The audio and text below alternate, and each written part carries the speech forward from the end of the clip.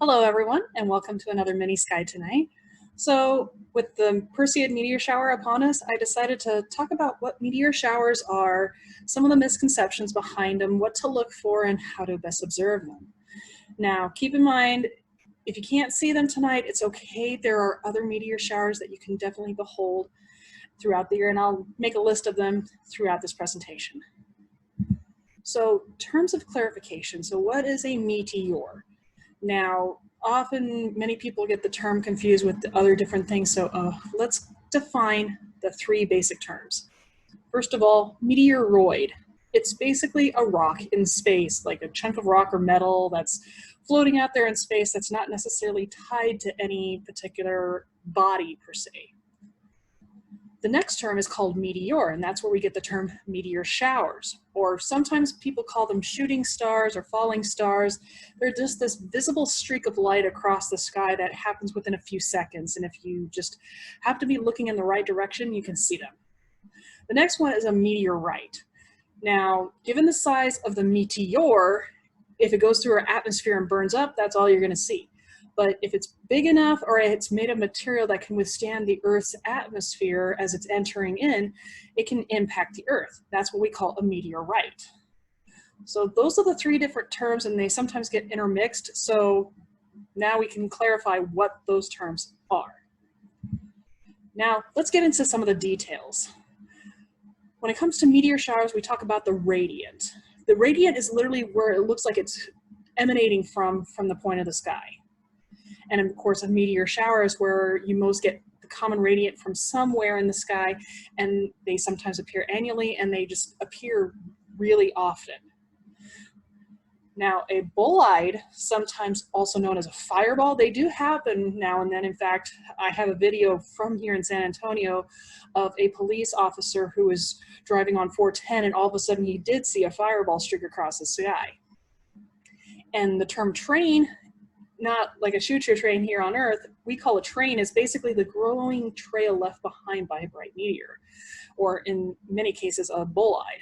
So this is a kind of a video of a dash cam in San Antonio when all of a sudden the police officer was going down and a bright, beautiful green meteor streaked across the sky, or a bolide. So just wait for it. And there. They are incredibly bright. Bolides, are also sometimes called fireballs, are incredibly bright.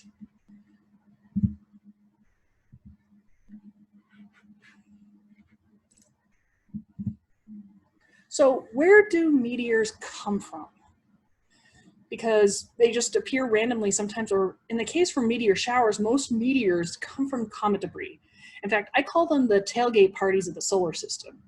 Because like tailgate parties in football, I know sadly we haven't been able to watch a lot of sports games due to the fact of COVID and everything, but there was a phenomenon known as tailgate parties, where you go to a sporting event and you gathered around with your friends and your family, and you bring a grill and you'd have a bunch of goodies, and you basically party before and after the game outside of the stadium, and they're called tailgate parties. But the problem is with tailgate parties, sometimes after the tailgate parties are left, there's a ton of mess left behind. I know I was one of the individuals that would sometimes help clean up after the tailgate parties because I enjoyed some of them and I wanted them to be able to continue on. But I know from my university, they had issues with people tailgating because it left a ton of mess behind. So I was a part of a crew that helped clean up afterwards to help continue the tradition. So because it leaves all this mess behind, especially for these comets, the only way for the debris to disperse is if a planet was to intersect it, in this case, Earth. So the debris that's left over by the comets, because when a comet gets close to the sun, it ejects a ton of material, either through sublimation or comet fragmentation because it's breaking up. As you can see in the image of the left, you see these jets of material just starting to come out. The term eat my dust comes to a whole new meaning because a bunch of dust and gas and ice and chunks of stuff get left behind by the comet. And as the Earth goes in its orbit, it sometimes picks up this excess comet material. And that's where you get most of your meteor showers. or sometimes they're random shooting stars. They're basically chunks of space rock. So let's take a look at some of their appearances. Like, where do they appear? Well, they're roughly about 50 to 75 miles up in the atmosphere, and they last a few seconds at most. And they're incredibly bright, and they may have this long going train that lasts for several minutes, and so sometimes people could see that. But believe it or not, sometimes they also have colors. Just like I talked about in my nebula video, and I can leave a link in the description below for that. Color is usually an indicator of temperature and composition. And in this particular case, many meteors get their color from what they're composed of. And you get like orange and yellow streaks, light streaks, and other types of colors based upon what it's composed of. So now that we've talked about what they are and what they're composed of and everything of that nature, here are some of the brightest meteor showers that you can see throughout the year.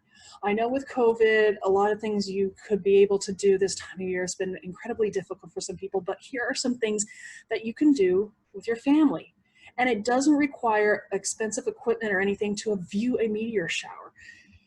In fact, allow me to show you some tips of what you can do to be able to view some of these meteor showers. Now, basically, the days represents the peaks of like what time of night is when it will peak, how long it lasts, and the ZHR literally stands for zenith hour rate, which means how many can you see roughly going across the sky within an hour, give or take. And of course, the comet is the original comet that created some of these. Now, sometimes we don't know what it could be, but it's a rough guess. So, watching meteors. This is the great thing about it. You don't need a lot of equipment to be able to observe a meteor shower. Is get comfortable with a good view of the sky. I recommend like a nice lounge chair, a lawn chair, or basically a camper style chair, and go out, sit around, enjoy the night sky. It's best to generally look east because many of them, especially as they start to rise, they start to generally rise in the east when they start getting close to their peak hours. And allow time for your eyes to adapt. Especially try to avoid white light. Now, I know so for many people, they sometimes look at their cell phones and things of that nature. Try to avoid white light as best as possible because it takes about 20 minutes for your eyes to adapt from a bright white light. That's why in astronomy we use red lights because it takes much less time for your eyes to adapt from a red light versus a white light. Also dress comfortable for your climate. Now, sometimes people, as you can see in this images, they were dressing warmly because this was for a meteor shower that was in December, so obviously they have to dress warmly since this was taken in a picture close to the mountains. Whereas here in San Antonio, around about this time of year, a nice pair of jogging pants or something comfortable for the climate that you're in. Like if you're having to go out and about and there's possibly mosquitoes, wear bug spray and such. Just dress comfortably and be comfortable for the climate and area you're going to be in. Don't use binoculars or a telescope because it's way too narrow of a field. Just use your eyes. This is one thing that you can take and just observe with the night sky. And if you have to, be careful of the moon. I know, especially for the Perseid meteor showers right now, we're starting to get the moon starting to rise up. So try to find an area where you can look away from the moon or have something like next to you that could block the moon. Like if you can go right next to your house and have the house block the moon while you look up in the sky for them. Next step, wait and watch. Sit around, chat, look up at the sky, see how many you can count, make a bet of who can count the most meteors going across the sky, and so on. So this is something fun you can do with your family on a nice night. In fact, tonight is a good chance you might be able to see a few meteors streak across the sky. Now, for you hardcore fans that want to take a beautiful picture and to show all your friends about it, if you want to get a nice photograph of a meteor shower, you're going to need some of the following. You need a camera that you can expose to the capability of bulb or so on. Not just a simple point and shoot camera, but an actual digital camera that allows you to have longer exposures. You need a tripod, a cable release because it's a whole lot easier rather than having to press a button on top of the camera and cause it to shake. Fast film if you're using a film photography, or unfortunately, in the case of most DSLRs, just set it on the fastest recording possible, either sport mode or something of that nature. You need a wide angle lens as much as possible, and a good dark location, far away from city lights. You want to focus at infinity, and you want the aperture set at the widest setting possible, because you want to get as much exposure as possible to get these faint little streaks that go across the sky. So these are some of the tips and things that you can see for the Perseid meteor showers tonight, and it extends on even through tomorrow. And as well as, I'll go back a couple of slides here. Here are some that you can put into your calendar to look up for the next few months, to be able to record, say, hey, let's go check out this particular type of meteor shower. I recommend the Geminans that's coming up in December, because that's where you get a good many of them, as well as the quadrantids. I think that's how you pronounce it. So make sure you get a good look at those as well. So if you have any questions or comments, leave them down in the comments below. Or if you have any suggestions for future videos, leave it down in the comments as well. Also, for you parents, if you're looking for some fun activities to educate your kids, I recommend futurereadysa.org. I can leave a link in the description below, and you can allow your kids to be able to do some fun scientific activities, and they can earn badges, and it keeps them engaged. If there's nothing else, stay safe, stay healthy, and as always, never stop learning.